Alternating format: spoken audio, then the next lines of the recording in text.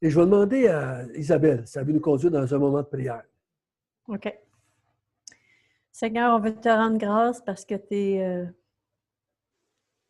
es tellement merveilleux, tu es tellement grand, tu es tellement bon, tu es tellement miséricordieux, gracieux.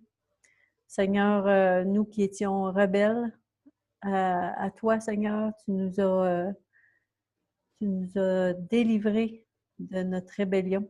Tu nous as pardonnés et on veut te rendre grâce, Seigneur, et on te prie, Seigneur, qu'on puisse continuer à bien comprendre ce que tu veux nous faire comprendre ce soir et dans les semaines à venir, Seigneur.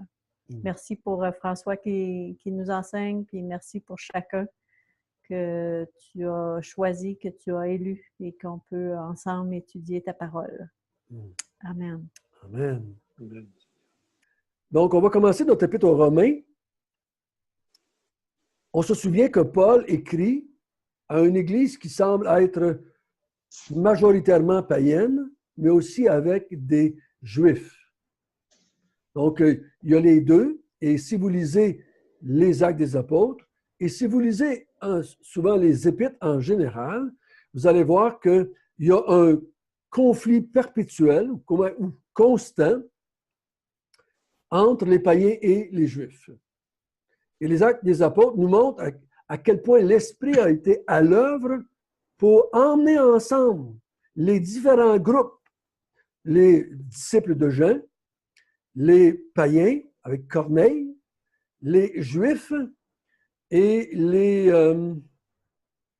il y avait un autre. Les Juifs, les païens, les disciples de Jean et les païens. Tout ça ensemble pour faire une église. Parce que notre tendance humaine, c'est on s'en va chacun dans notre petit coin avec notre petite gang. Hein? Il y aurait eu à avoir une église juive, puis une église palestinienne, puis une église païenne, puis une église... Il y aurait eu différents... une église avec les Samaritains. C'est l'autre groupe que je cherchais. Juifs, Samaritains, païens et les disciples de Jean. Mais il veut faire une église. Christ a un corps. Que ce soit de toutes les races, de tous les temps, il y a un corps. Et on a tendance à vouloir amputer le corps. Je ne sais pas pourquoi que je pourrais dire ça, mais on a tendance à vouloir faire cela. Donc, dans l'Épître aux Romains, ce n'est pas exceptionnel de voir qu'il y a un conflit.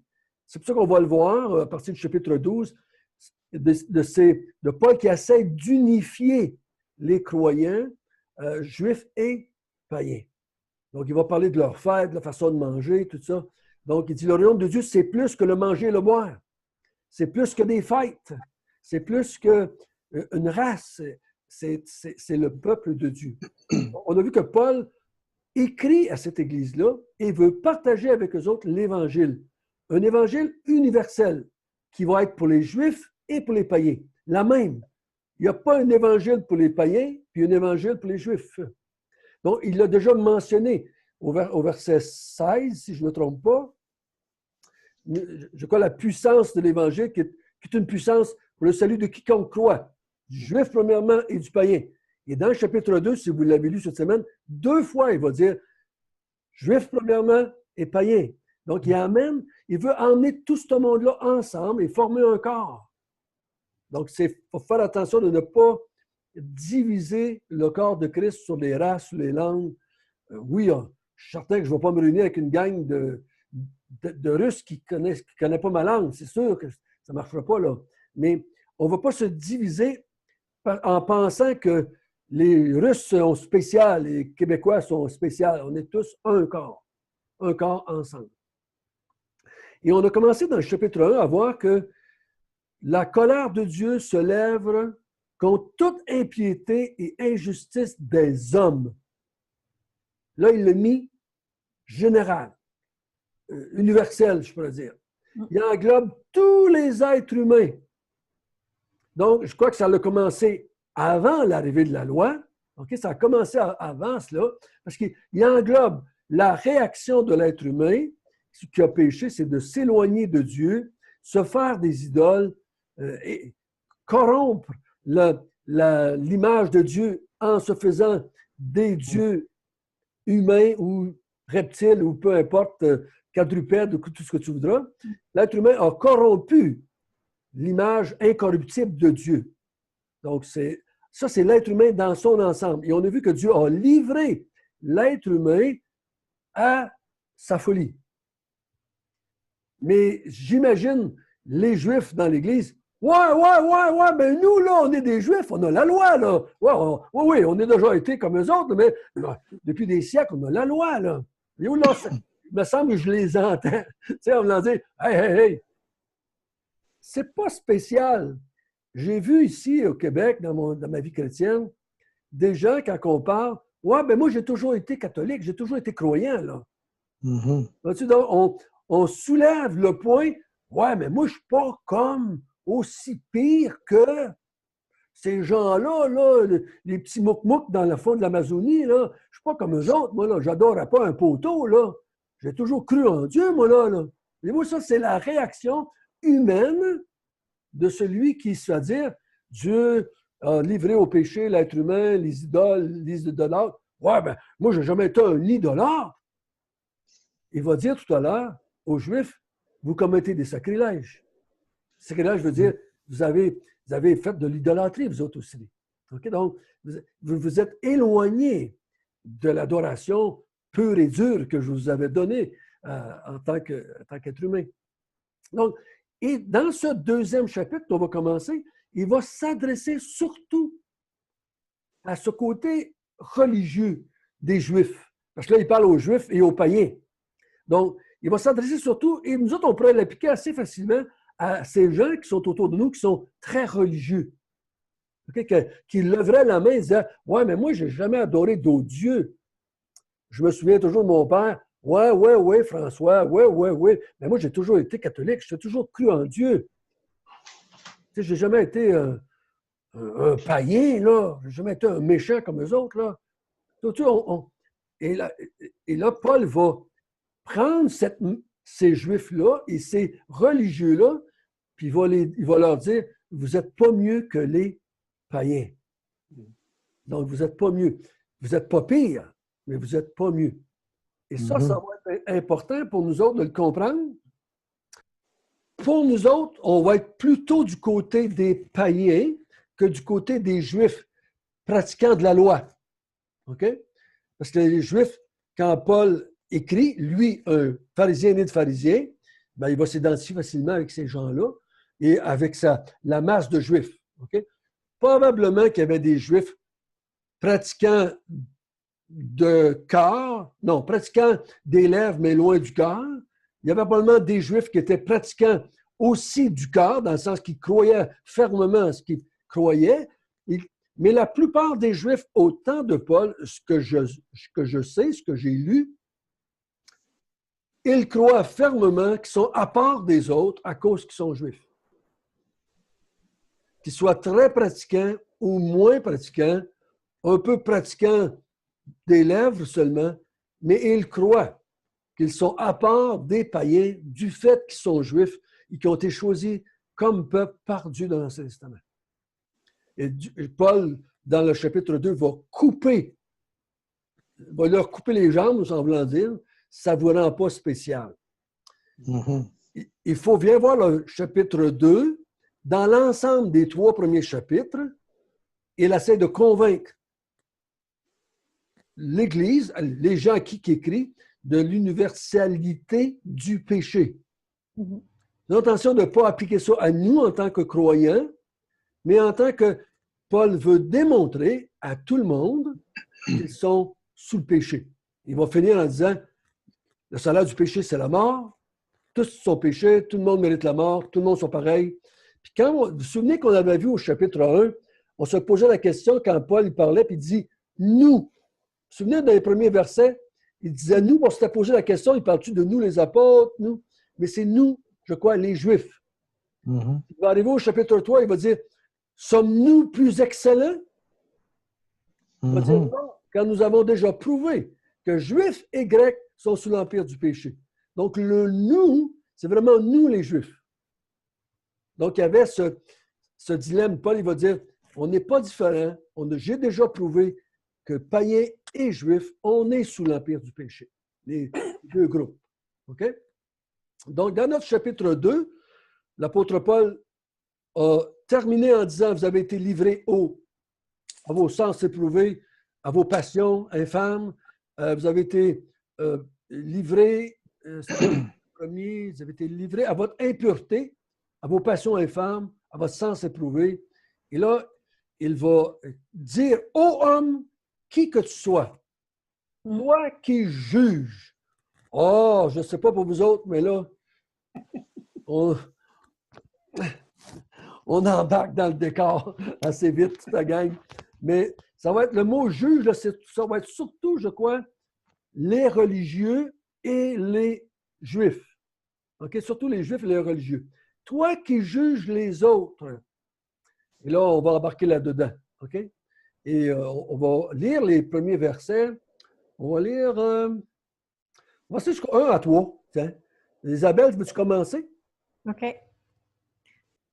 Ô homme, qui que tu sois, toi qui juges, tu es donc inexcusable, car en jugeant les autres, tu te condamnes toi-même, puisque toi qui juges, tu fais les mêmes choses.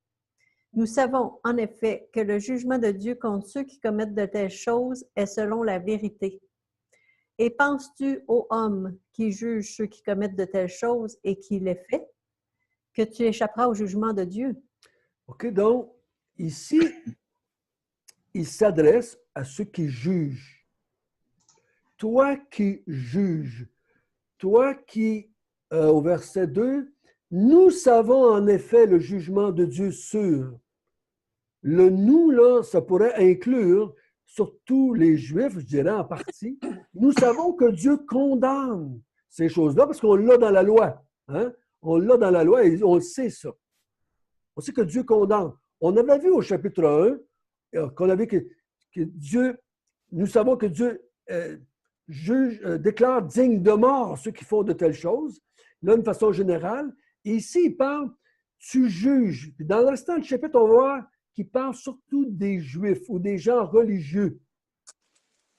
Nous savons que, mettons, c'est mal mentir. Nous savons qu'on ne doit pas être des idolâtres.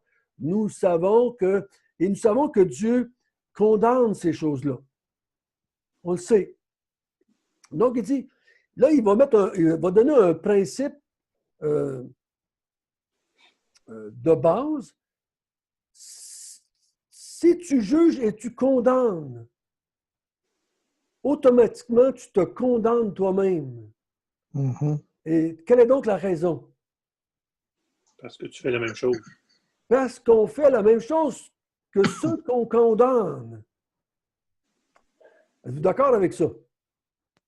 Oui. Ouais. Avez-vous déjà condamné des gens pour quelque chose que vous faisiez? Je n'en viens pas d'idée, là, mais sûrement. Oui, bien, tout simplement, moi, je me suis fait mettre... ma fille me dit ça jusqu'à un certain point. Comment je dirais ça? Je dis aux autres de ne pas juger. Mm-hmm. Et il paraît que je le fais. OK. Bon. Je crois que Non, mais je le sais. Là, nos enfants sont souvent les premiers à avoir notre duplicité jusqu'à un certain point, parce qu'ils vivent avec nous. Hein, notre conjoint aussi, bien entendu. Parce qu'on va dire des choses, puis nos enfants vont réaliser qu'on ne le fait pas. Mais ici, quand il dit « on juge les autres », là, il dit « tu ne te condamnes pas toi-même ». Est-ce que ça va plus loin que juste de dire « tu fais des péchés que je fais ». Ça va-tu plus loin que ça quand il dit « toi qui juges les autres », est-ce qu'il parle juste de jugement dans le sens de... Ben, comme tu as dit, Patrick, mettons, là, je ne devrais pas parler en mal des autres, je juge les autres, puis dans le fond, je le fais moi-même. Ou comme mon père, tu ne devrais pas être malhonnête, mais je m'aperçois que tu es malhonnête. Ou tu ne devrais pas compter de menteries, puis on s'aperçoit que la personne qui nous dit nous en a compté quelques-unes. C'est tout ça qui parle? Tu condamnes leur action? Ou bien non, si ça va plus loin que ça? Sais-tu, quand il dit au verset 2, là, nous savons en effet que le jugement de Dieu contre ceux qui commettent de telles choses est selon la vérité. c'est quoi le jugement de Dieu contre ceux qui commettent de telles choses? J'essaie de voir, c'est-tu juste le...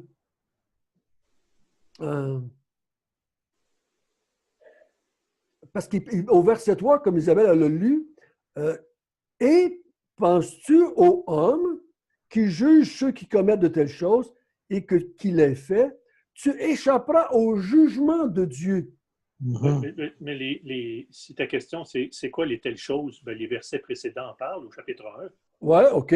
Donc, au chapitre 1, il en a parlé, parce que tu fais bien de le mentionner, Patrick. Il y a une continuité vers le chapitre 2. Mais ici, ce n'est pas juste déclarer mal ce que tu fais, mais tu déclares que tu es sous le jugement de Dieu. Je te déclare contre Dieu ou sous le jugement de Dieu.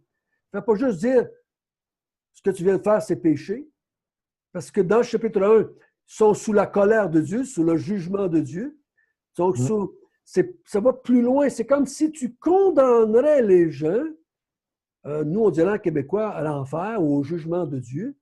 Tu sais que tu es sous le jugement de Dieu, mais tu les fais. Et donc, je crois que ça va un peu plus loin. Okay. Comme si moi, je dirais, les témoins de Jéhovah s'en vont tous en enfer parce qu'ils sont témoins de Jéhovah. Puis quand je m'aperçois que je fais peut-être la même chose que les témoins de Jéhovah. Okay, donc, l'exemple, je condamne à la perdition, mais dans le fond, si je regarde ma propre vie, je fais la même chose. Donc, tu ne condamnes pas juste l'action, tu condamnes à la perdition. Ça va un petit peu plus loin, je pense. Parce qu'il semble parler, penses-tu que tu vas échapper au jugement de Dieu? Toi qui condamnes les gens qui font de telles choses. J'ai l'impression que c'est un petit peu plus loin que juste dire tu fais un péché puis je fais le même. C'est vrai aussi qu'on le fait, là.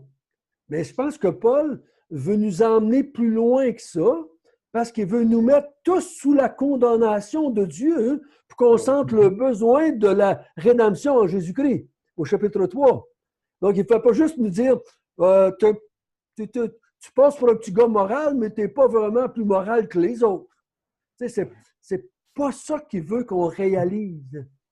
Il veut que qu'il réalise que le juif, pratiquant de la loi, et le païen, mais vous êtes tous les deux condamnés.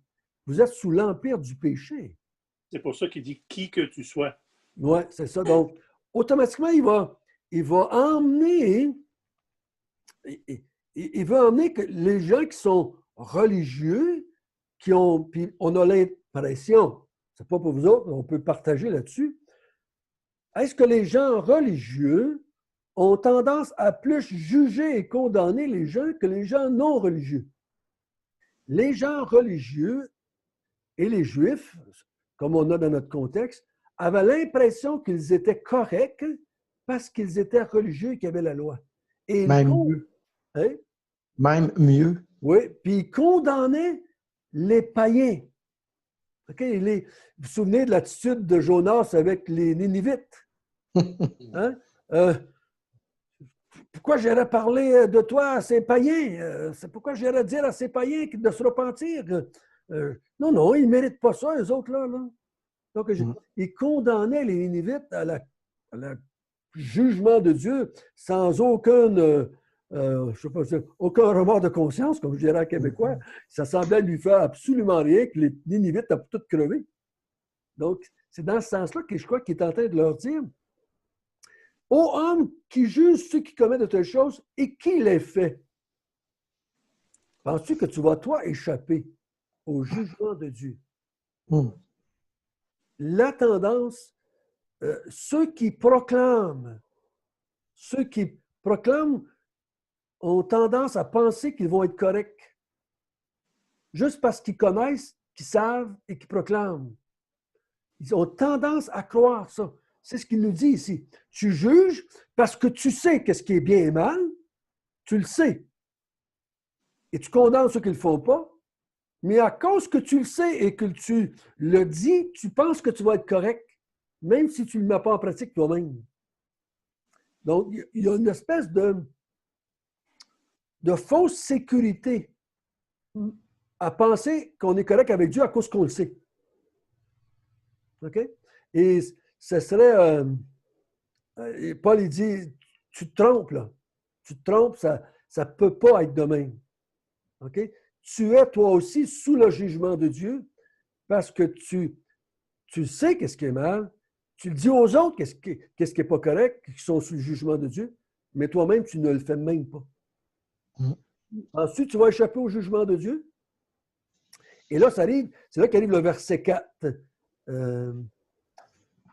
Patrick, tu veux-tu le lire? Ou méprises-tu la richesse de sa bonté, de sa patience, de sa longanimité, ne reconnaissant pas que la bonté de Dieu te pousse à la repentance? Qu'est-ce qu'il veut dire par cela? Ou méprises-tu les richesses de sa bonté et de sa patience, de sa longanimité? Vous savez ce que le mot longanimité veut dire? Je m'en souviens peu.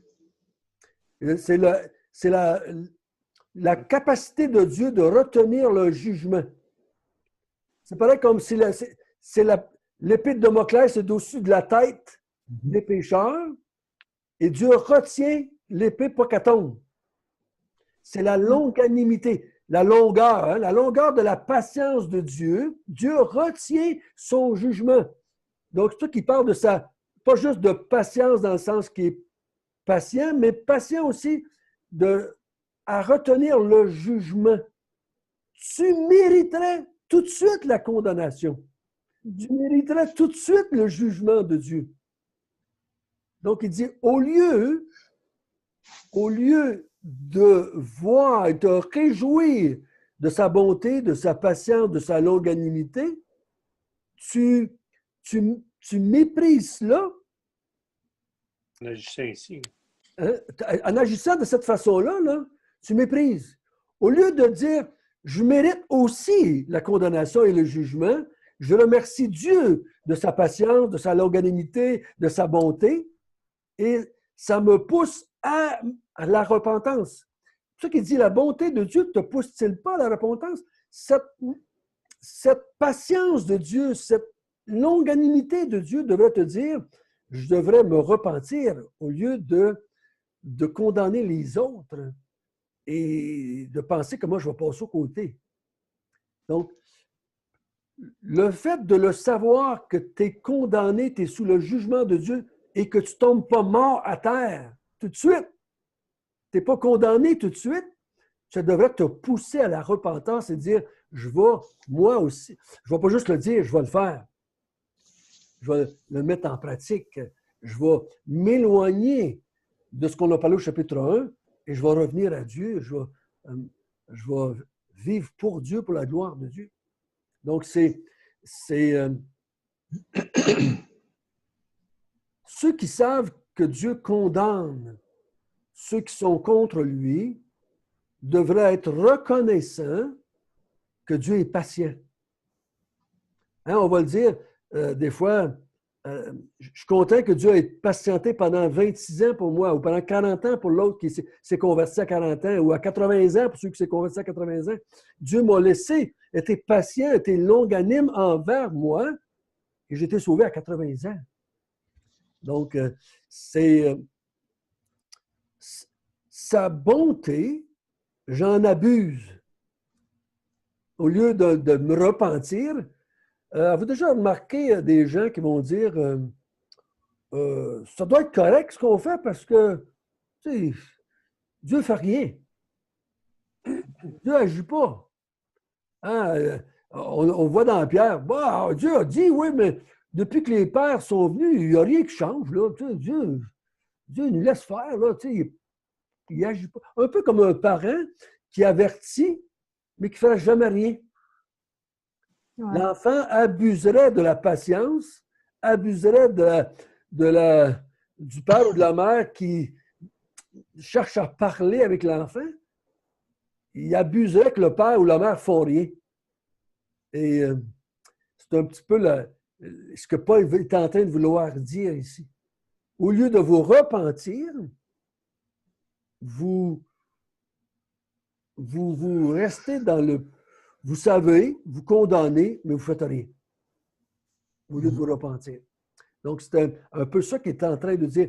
Donc, la bonté de Dieu devrait pousser les gens à la repentance. OK? Au verset 5, Daniel, on peut lire 5, 6... oui, 5, 6, mettons, là. Mais par ton endurcissement et par ton cœur impénitent, tu t'amasses un trésor de colère pour le jour de la colère et de la manifestation du juste jugement de Dieu, qui rendra à chacun selon ses œuvres. Donc, ici, il dit, par ton endurcissement à ne pas te repentir, devant la bonté de Dieu, devant la patience de Dieu, devant la longanimité de Dieu, tu t'endurcis au lieu de te repentir, mais tout ce que tu fais, c'est d'amasser un trésor de colère. Je ne crois pas que la colère de Dieu augmente, dans le sens que tu vas en subir plus. Je crois qu'au jour de la colère de Dieu, tous les êtres humains vont boire jusqu'à la lie. OK? Je crois que, je ne sais pas si on peut dire ça comme ça, Dieu a des petits soubresauts de colère présentement. Il manifeste son... qui n'est pas d'accord par des jugements partiels, on peut dire, comme Noé, le Sodome et Gomorrhe, la mort de chacun. Chaque fois que quelqu'un meurt, c'est une preuve que le jugement de Dieu est vrai et il est encore là parce que les pécheurs meurent. Donc, il dit plutôt de voir que Dieu te laisse du temps, hein? Tu endurcis ton cœur. Tu restes dans cet état-là et donc tu amasses la colère pour la manifestation du juste jugement de Dieu. Donc, il parle de la fin. OK? Il parle, tu t'en amasses présentement et à la fin, tu vas subir le jugement total, complet de la colère de Dieu. Si tu restes dans cet état-là, bien sûr. Donc, oui, Daniel? Par ton cœur impénitent, c'est la même chose qu'il ne veut pas se repentir? Oui, c'est ça. Le mot impénitent, c'est toujours le mot impie, contraire à l'impiété. Au lieu de revenir à la piété et t'attacher à Dieu, servir Dieu, glorifier Dieu, tu restes un impie. Donc, ton cœur est le cœur d'un impie, de quelqu'un qui pratique l'impiété. Donc, c'est le contraire de la piété. Okay? Donc, c'est ça que la Bible a dit des hommes pieux, des fois. C'est des hommes qui exercent la piété. La piété, c'est sont attachés à Dieu, à son enseignement, puis ils servent Dieu. Donc, il dit que Dieu va rendre à chacun selon ses œuvres. Donc, ici, les œuvres vont manifester si je suis un impie ou si je suis un pieux. Je suis avec Dieu ou si je suis sans Dieu. Si je me suis repenti et je me suis tourné vers Dieu pour le servir, lui, et le glorifier. Parce qu'on a souvenu au chapitre 1, il dit, ils ont refusé de glorifier Dieu et de lui rendre grâce. Donc, on revient à Dieu, on voit, et on dit, Seigneur, tu déclares digne de jugement et digne de ta colère ceux qui vivent sans toi, ceux qui t'ont rejeté, ceux qui ont commis l'idolâtrie, qui se sont détournés de Dieu, qui ont fait des idoles. Je m'en repens et je me tourne vers toi et je me convertis à toi et je te sers, je vais servir à ta louange le restant de ma vie. Donc, c'est dans ce sens-là que je crois qu'il faut le voir, qui est en train de dire, c'est pas ici mes œuvres d'obéissance aux 10 commandements ou de ma désobéissance aux 10 commandements. OK? Sans ça, c'est pas tout à fait... parce qu'il avait dit au verset 1, là, tu sais, tu connais les telles choses. Ces choses-là, c'est ces œuvres-là dont il parle ici. Tu sais que Dieu condamne de telles choses, ceux qui font de telles choses. Donc, c'est l'impiété du chapitre 1 dont on parle, je crois. OK? Donc, Dieu il va rendre à chacun selon ses œuvres. Donc, je vais lire le verset 7 et 8 et 9 et 10. OK?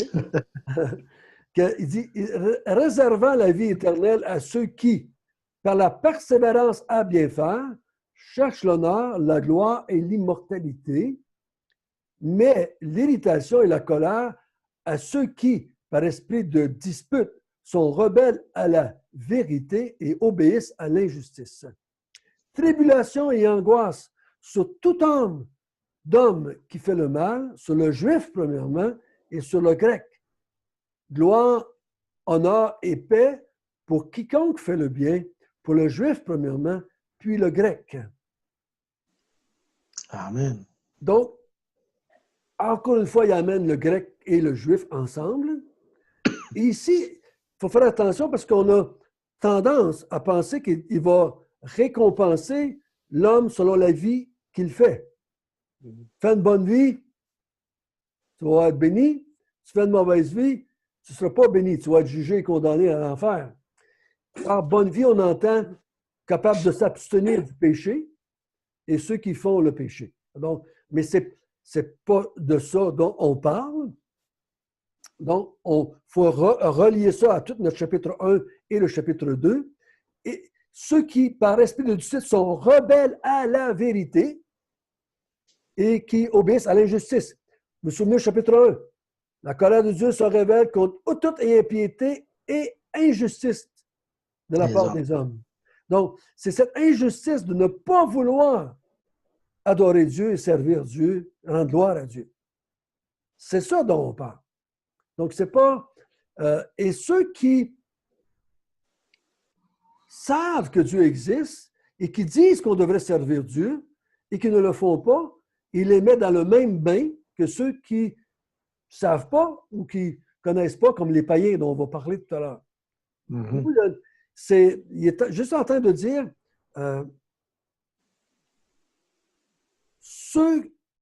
tous ceux-là, juifs et grecs. Le juif aurait pu dire, ouais, ben moi, j'ai la loi.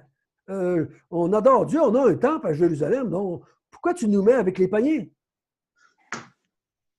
Mais il dit, vous êtes de ceux qui savent et qui condamnent, mais vous ne le faites pas. Vous vous souvenez de la parole célèbre de Jésus, quand il parlait aux Juifs? Ce peuple, m'honore des lèvres, et son cœur est éloigné de moi. Hein? Ça, c'est le peuple juif.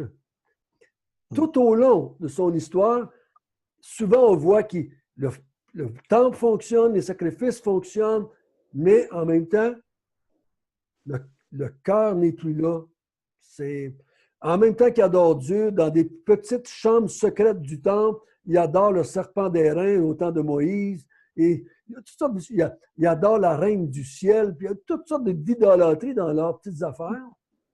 En même temps qu'ils sont dans le temple, en même temps qu'ils sont sont pas vraiment attachés à Dieu en tant que Dieu unique dans leur vie. Donc, ils sont un peu... ils maintiennent la routine, ils maintiennent la forme extérieure de la foi juive, mais en même temps, ils ne sont plus là du tout.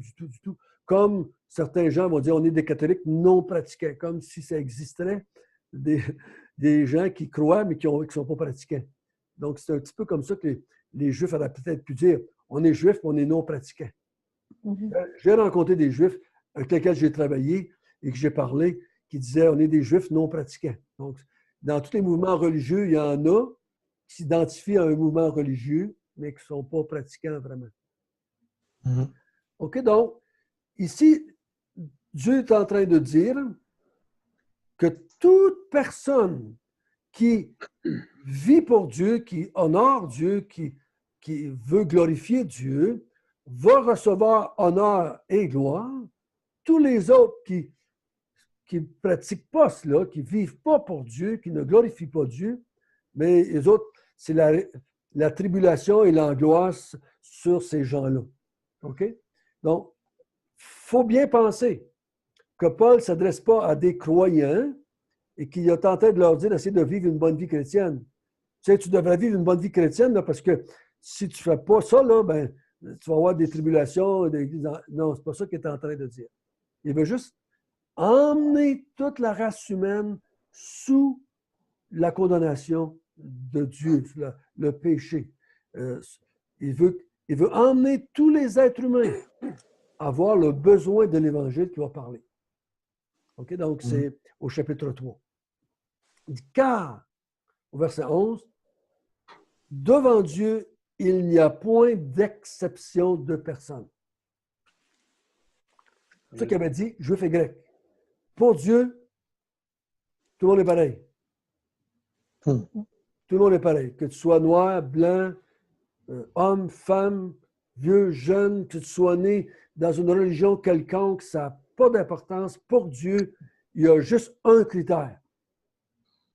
Parce que quand il dit au verset, là, réservant la vie éternelle à ceux qui, par la persévérance à bien faire, cherchent l'honneur, la gloire et l'immortalité. Ce n'est pas l'immortalité du corps ici qui essaie de vivre, mais c'est l'immortalité dans la présence de Dieu, d'être avec Dieu pour toujours. Okay, donc, il va accorder la vie éternelle à ceux qui veulent servir Dieu, qui veulent aimer Dieu, et qui veulent se donner à Dieu, qui veulent... elles cherchent l'honneur qui vient... Parce qu'à la fin du chapitre, on ne l'a pas lu, je ne sais pas si on va se rendre là, mais à la fin du chapitre, il va dire, le juif, ce genre de juif-là, reçoit l'honneur de Dieu. Okay? Il va recevoir la gloire qui vient de Dieu. Donc, celui qui recherche l'honneur qui vient de Dieu, hein, pas l'honneur qui vient des hommes, celui qui recherche l'honneur, la gloire, l'immortalité qui vient de Dieu, Dieu va lui donner la vie éternelle. Donc, c'est ça qu'il est en train de dire ici. Donc, c'est ce que l'apôtre Paul il dit ailleurs, dans un autre langage, la louange de cet homme vient de Dieu et non pas des hommes. Donc, c'est important que je vois bien ça. Les gens autour de moi vont peut-être dire que c'est un homme religieux, c'est une bonne personne, c'est un bon gars, c'est une bonne fille, mais c'est pas ça que je veux. Je recherche à être reconnu par Dieu. Je me cherche à avoir l'approbation de Dieu. On veut Dieu. On veut Dieu, puis on veut que lui nous dise « T'es correct à mes yeux. T'es mon enfant. Moi, je dis que tu es avec moi, tu es dans mon royaume. Moi j'approuve la vie que tu fais maintenant. Pas qu'il approuve les péchés qu'on fait, mais la vie qu'on a décidé de prendre. On n'est plus des, comme il dit au verset 8, on n'est plus des rebelles à la vérité. On est maintenant obéissants à la vérité. On a un Dieu qui nous a créés et on est là pour lui, pour son honneur et pour sa gloire. OK? Oui. Au verset 12, Patrick, on va lire verset 12 et 13 peut-être. OK. Tous ceux qui ont péché sans la loi périront aussi sans la loi, et tous ceux qui ont péché avec la loi seront jugés par la loi.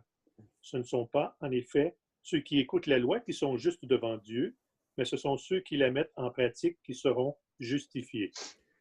Donc, voyez-vous, là, il rentre dans son sujet avec la loi. Okay? Donc, là, il va l'emmener de façon très précise. Au début, c'était « ô homme », un petit peu plus vague, qui juge, qui condamne. Ben, si tu condamnes, tu es devenu inexcusable parce que tu fais la même chose.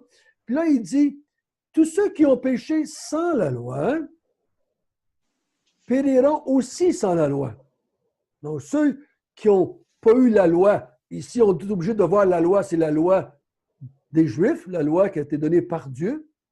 Ceux qui sont péchés sans la loi vont périr sans la loi, et tous ceux qui ont péché avec la loi seront jugés par la loi. Donc, les deux, sans la loi ou avec la loi, vont être condamnés. On n'en sort pas. Tu t'en sors pas, là.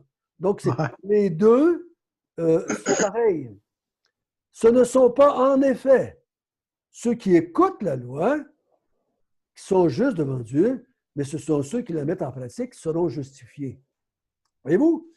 Ce n'est pas ceux qui la connaissent et qui la proclament, qui la disent, qui s'en servent pour accuser les autres. Ce n'est pas ceux-là qui vont être justifiés, mais c'est ceux qui la mettent en pratique. Donc, oui, ben, Daniel? Quand on lit ça, ceux qui la mettent en pratique, ça sonne comme il faut obéir aux 10 commandements. Oui. Mais la loi, c'est plus large que juste la loi des 10 commandements. Oui, il y a dedans ça. Même si on mettrait juste les 10 commandements, ben, je devrais dire, si ça résume ça, la loi, ben, je ne suis pas capable de la faire non plus. OK? Je devrais être capable de dire, Dieu m'a demandé de les 10 commandements, puis je n'arrive pas à les faire. Je ne devrais pas essayer de me justifier à cause que je les connais par cœur, à cause que je peux les réciter par cœur, à cause que je les ai gravés sur mon front, sur mon avant-bras, sur les portes de mes linteaux de mes maisons, en tant que juif avait. Ce n'est pas à cause que je les ai, que je les écoute ou que je les récite par cœur que je suis correct. C'est ceux qui les mettent en pratique. Oui, Daniel? J'avais eu une réflexion, c'est que, comme tu dis tantôt, la loi était plus large. Fait que dans la loi, avec Moïse, ben, si tu péchais, ben là, ça disait de faire un sacrifice, tu sais. Oui. Oui, je crois que... Il se trouve dans le fond à mettre la loi en pratique dans un sens, mais nous, quand on pêche, on confesse à Dieu. C'est une réflexion que j'avais eue, je me disais, nous, quand on pêche, on confesse à Dieu. Oui. Je ne sais pas si... On va voir en s'en allant. Parce qu'on sait très bien qu'on n'est pas capable de jamais briser un des 10 commandements. On est constamment en train de les briser. Je me suis posé aussi la question par rapport à la loi. Est-ce que Paul ici entendait loi large, comme loi dans le plus large du sens pour les Juifs? J'ai pensé ça un peu, parce que je suis obligé de réduire, parce que il va dire un peu plus bas, quand le païen fait la loi, donc il ne va pas faire la loi de façon cérémonielle, parce qu'il ne la connaissait pas, puis il ne la faisait pas, mais il va parler surtout de la loi morale qui est écrite dans son cœur.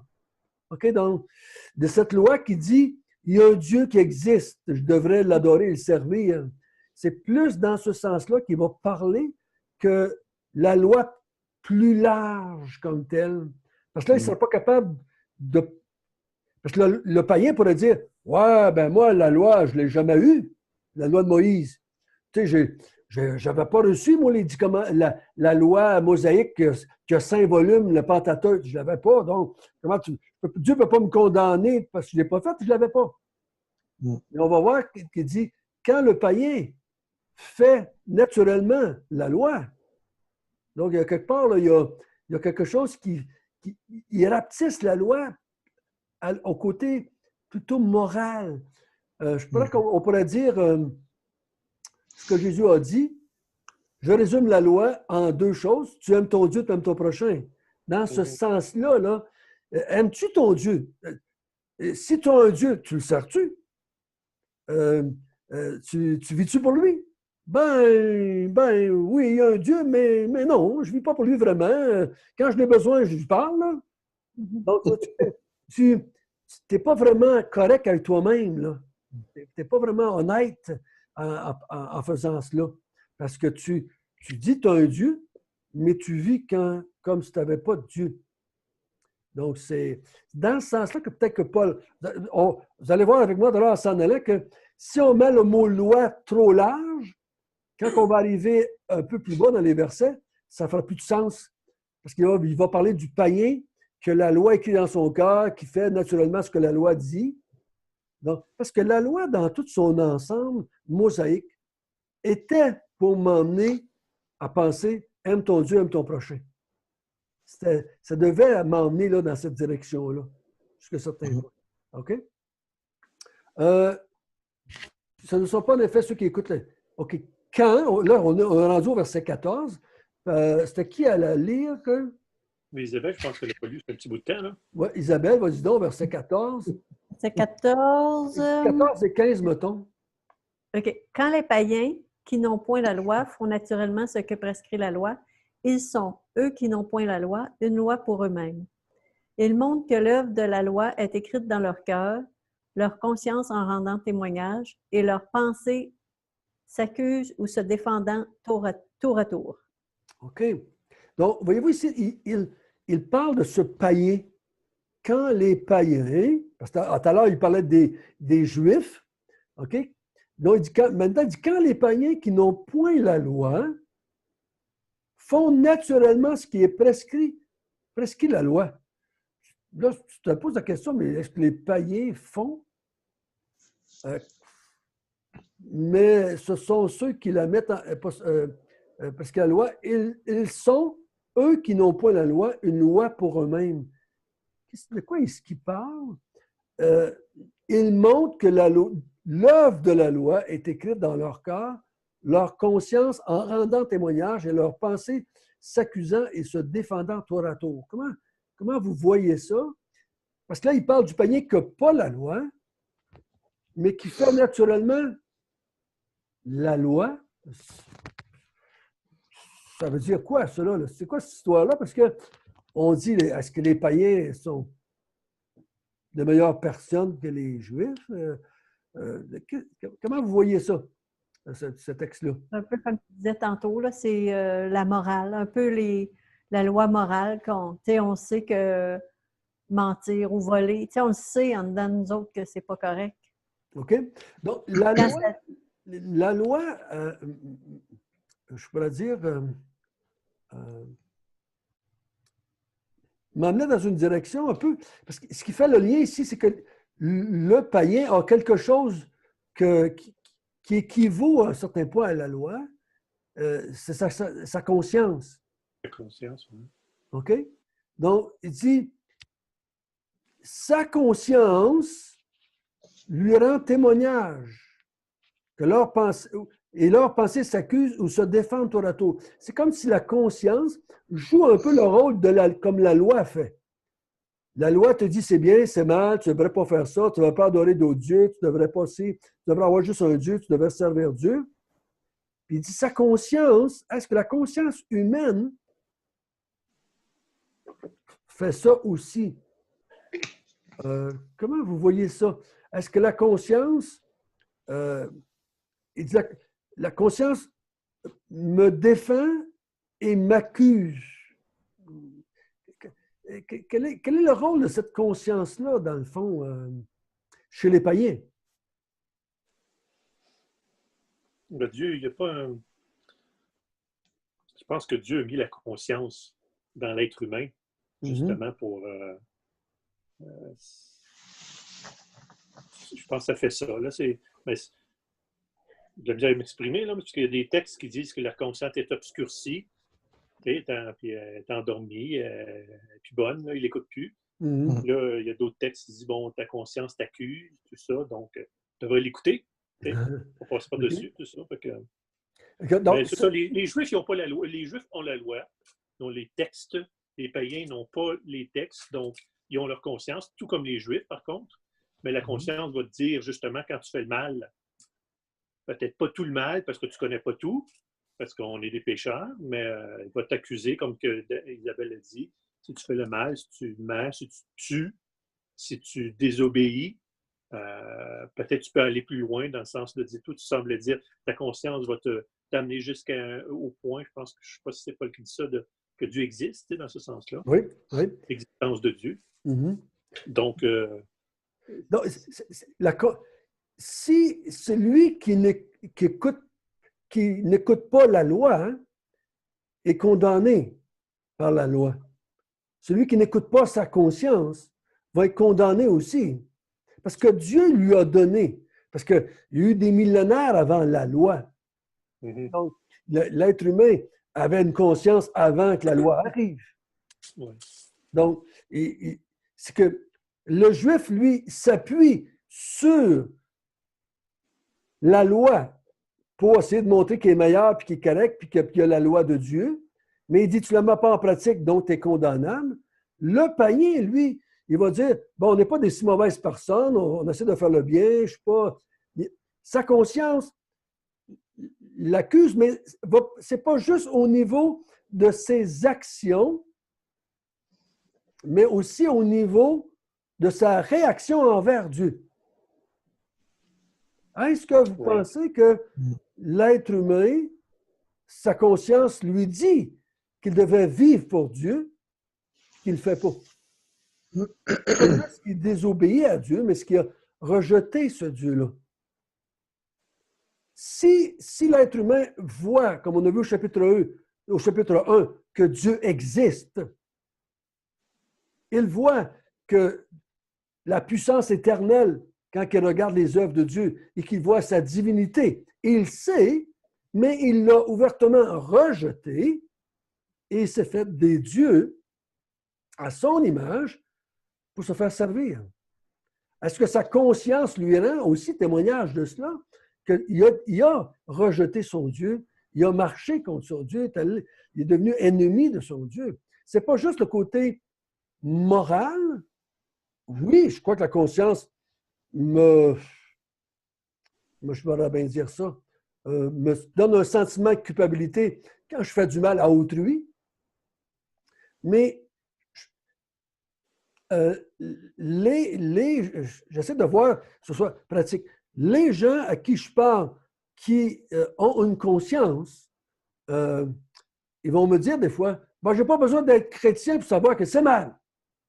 Okay? Ouais. Donc, ils vont vouloir s'appuyer sur leur conscience pour justifier leur...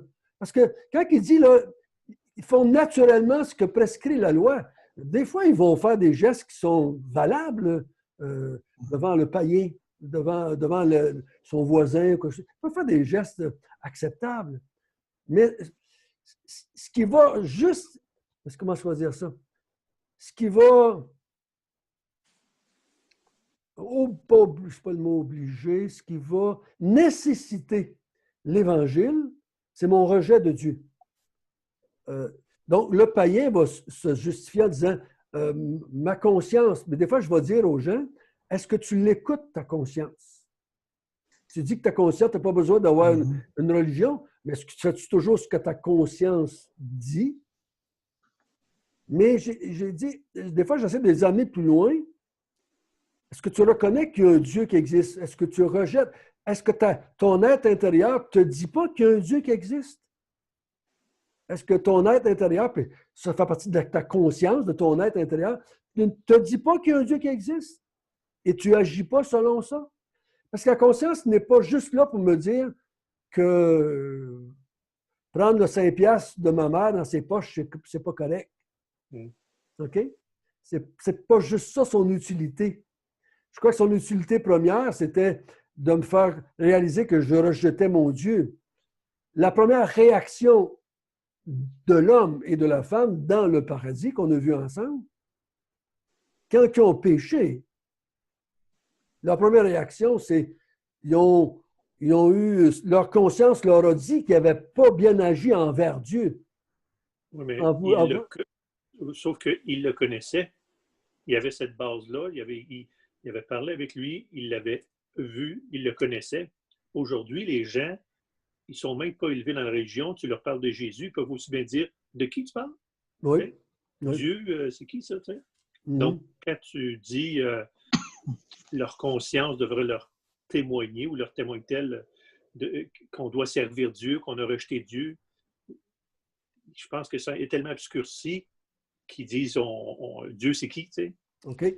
Je ne dirais pas que leur conscience leur dit que le Dieu d'Israël, Jéhovah, existe. OK? Dans ce sens-là, ce que je veux dire, c'est que la majorité des êtres humains se tournent vers un Dieu quelconque. Ouais.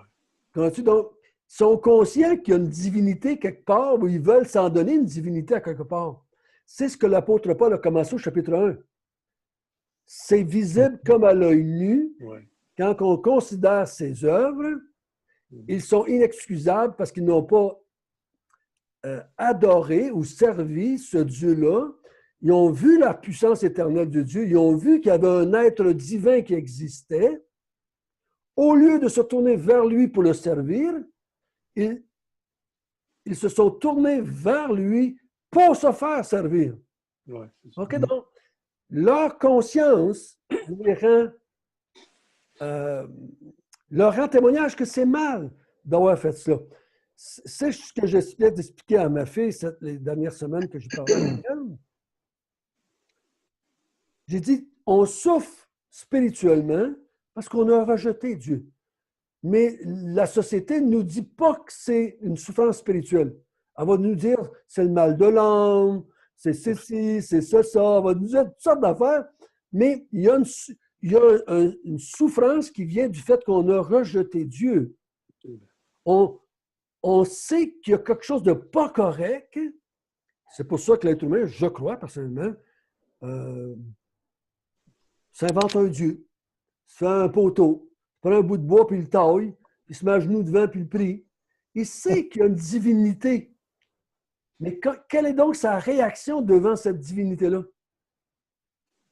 Il la rejette complètement de certaines fois. D'autres fois, ils vont essayer de l'utiliser pour se faire servir par cette divinité-là. J'ai déjà demandé à des inconvertis, c'est-tu plus péché de désobéir à Dieu que de voir Dieu comme un serviteur? Parce que des fois, tu le pries, mais tu le vois comme un serviteur. Donc, c'est peut-être aussi péché, et même pire, que juste désobéir à ce Dieu-là. Donc, ici, je crois que Paul, je vous ai dit, là, quand on avait fait la première, il va nous présenter le problème. Si on ne comprend pas bien le problème, on ne comprendra pas bien la solution. Nous, on comprend, on a vu aussi la solution dans le sens qu'on connaît l'Évangile, on connaît ce que Jésus est venu faire, ça devrait nous aider un petit peu à comprendre le problème. Le problème, ce n'est pas qu'on désobéit moralement des fois à Dieu. Le problème, c'est qu'on a rejeté Dieu. OK?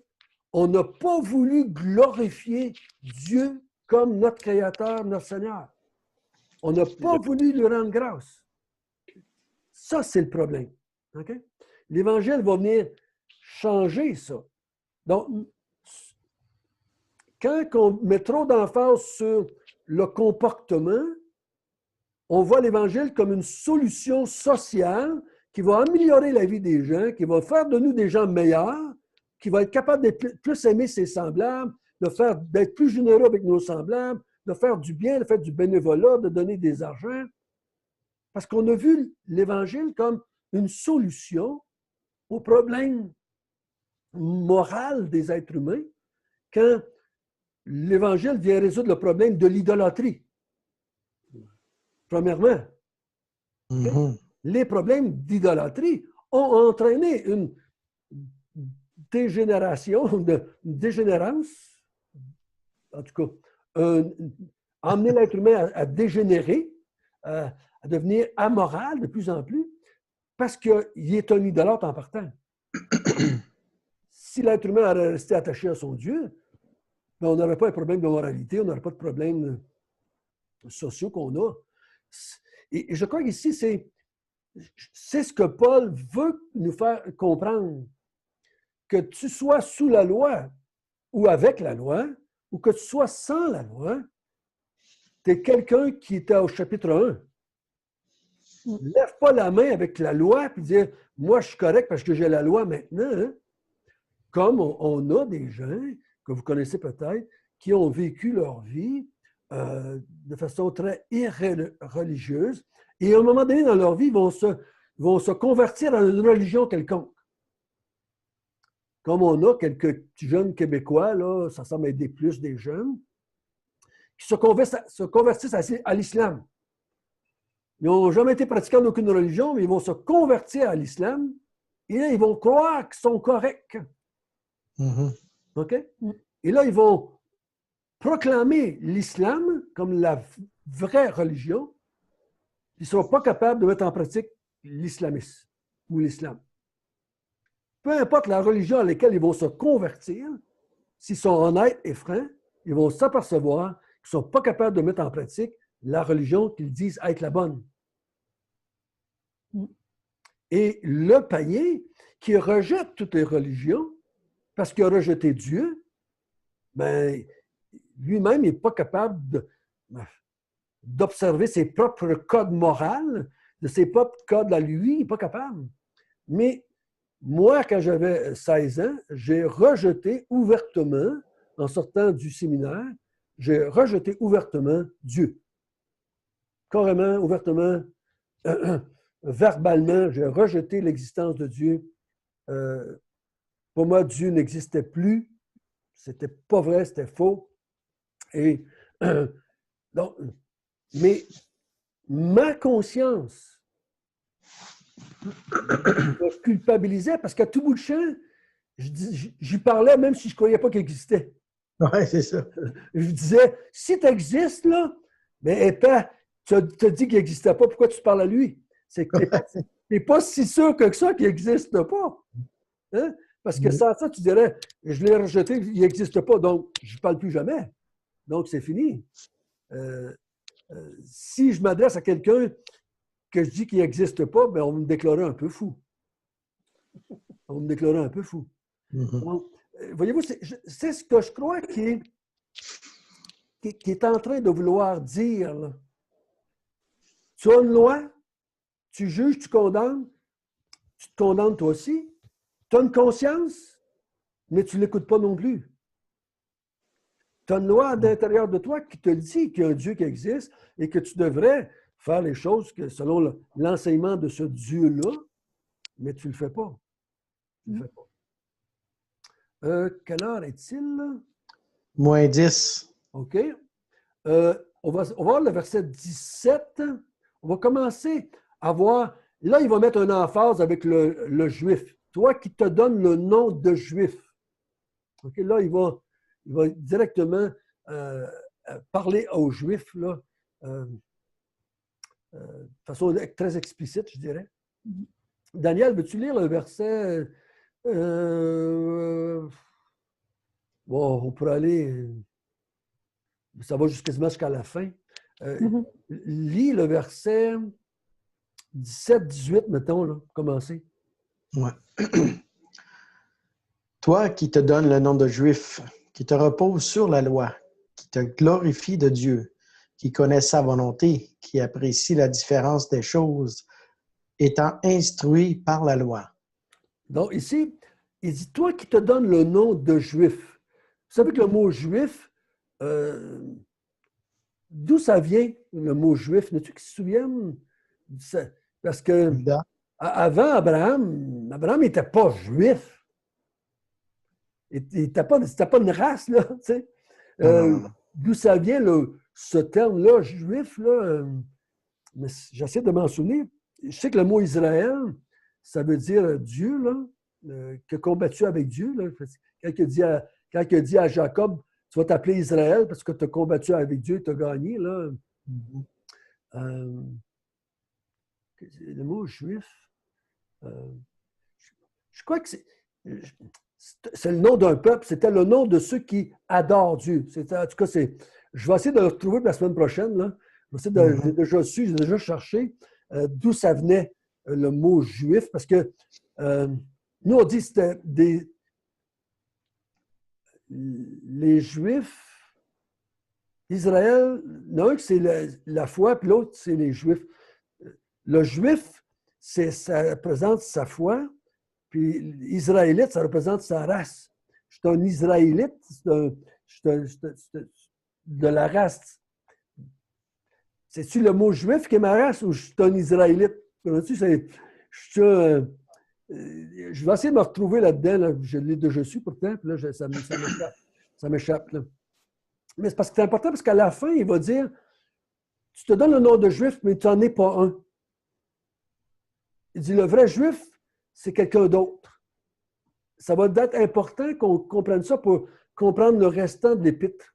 Parce qu'il va dire, il y a des juifs il y a des gens qui se disent juifs, mais qui ne le sont pas. les Juifs que Dieu veut, c'est ceux qui sont circoncis dans le cœur.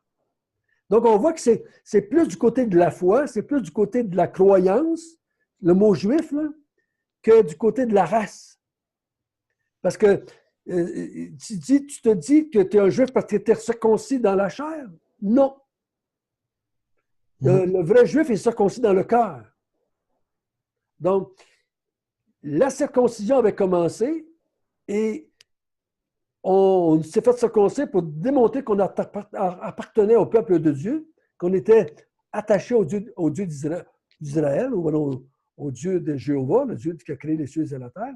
Donc, la circoncision démontrait que tu appartenais à Dieu. Il dit, tu te dis juif à cause que tu es circoncis, que tu as la loi? Faux. C'est pas vrai. C'est un autre genre de juif que je veux. OK? Quand je regarde ça, à partir du verset 17, un petit peu plus loin, je me pose la question, si Paul ne s'est pas basé sur sa vie avant pour dire « tu te dis », parce que lui, il était comme ça.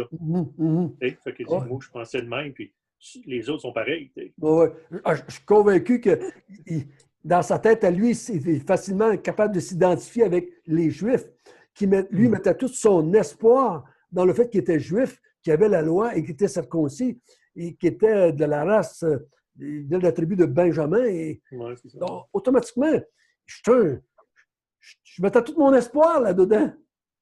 Mais ce n'est pas ça que Dieu veut. C'est pas ça que Dieu veut. Donc, il dit, toi qui te donnes le nom de juif, qui te repose sur la loi, qui te glorifie de Dieu, le Dieu d'Israël, qui connaît sa volonté, qui apprécie la différence des choses, étant instruit par la loi. Tu te pètes les bretelles. OK? Peut-être que tu es juif. Tu te pètes les bretelles. Là, tu dis, je suis un juif, moi, là. Hein? Donc, je me souviens quand j'étais allé voir des juifs dans mes cours avec Sam Beck à Montréal, c'est ce qu'on me disait. Hey, je suis un juif, moi, là. Je fais partie du peuple de Dieu. Je fais partie du peuple de Dieu. Puis le plus important pour ma fille ou mon garçon, c'est qu'il va marier aussi un juif. S'il marie un juif, ils sont corrects devant Dieu. Donc, vois-tu, donc, il se faisait toute une gloire d'avoir la loi, d'avoir été circoncis, d'avoir été choisi par Dieu. Et ça les mettait à part de cette façon-là. Puis Dieu, il dit non, vous vous trompez. Il dit au verset 19, toi qui te flattes d'être le conducteur des aveugles, toi qui dis que tu es la lumière de ceux qui sont dans les ténèbres, tu es le docteur des insensés, parce que les insensés, c'est ceux qui n'avaient pas la loi. Tu es le maître des ignorants, parce que tu as dans la loi la règle de la science et de la vérité. Mais tu t'appuies sur l'extérieur. Tu t'appuies sur ta pratique religieuse. Tu t'appuies sur la connaissance que tu as. Mais Dieu dit que ce n'est pas suffisant. Ce n'est pas suffisant. Comme on pourrait dire, nous autres, aujourd'hui, dans la Nouvelle Alliance, quelqu'un pourrait lire la Bible, connaître la Bible, aller à l'Église, réciter des versets par cœur, tout cela. Mais Dieu dit que ce n'est pas suffisant. Si ton cœur n'a pas été régénéré, si je n'ai pas transformé ton être intérieur, tu t'appuies sur le fait que tu es dans une église baptiste ou une église de ne sais pas quoi, mais ça ne vaut pas Saint-Saëns. S'il n'y a pas quelque chose à l'intérieur qui n'a pas été changé.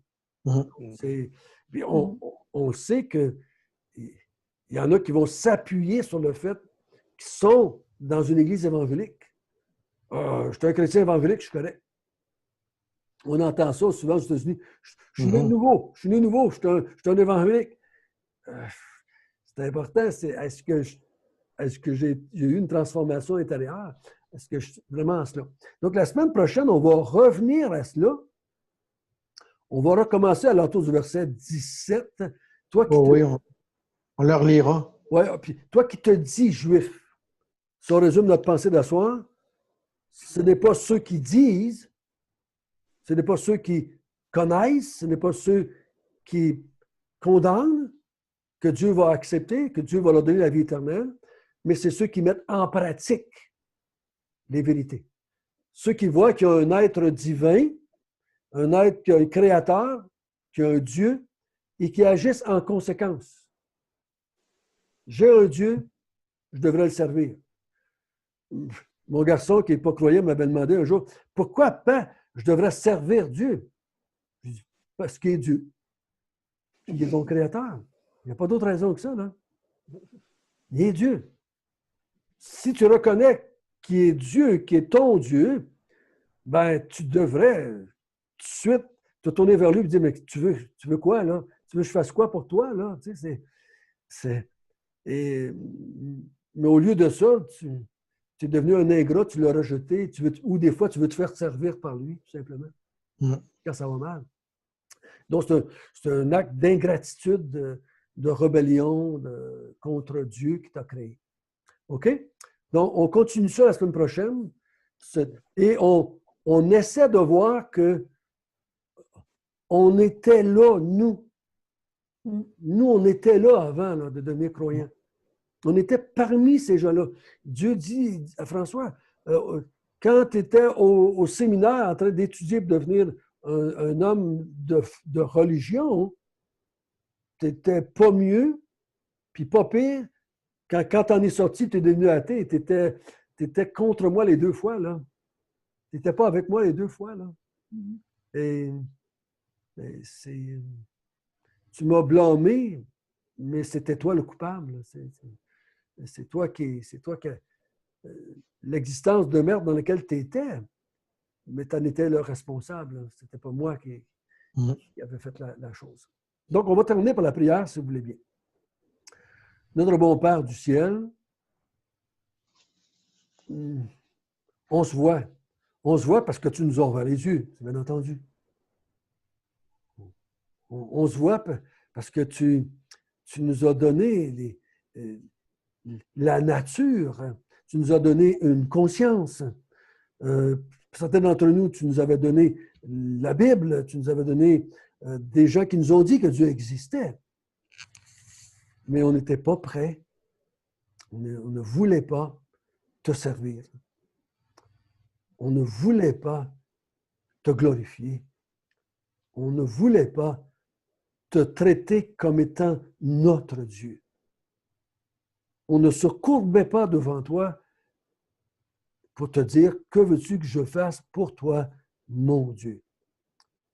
Mais on voulait profiter de la vie que tu nous avais donnée pour satisfaire nos propres désirs et nos propres folies. Donc, merci de nous avoir conduits vers l'Évangile. Au nom de Jésus, Amen.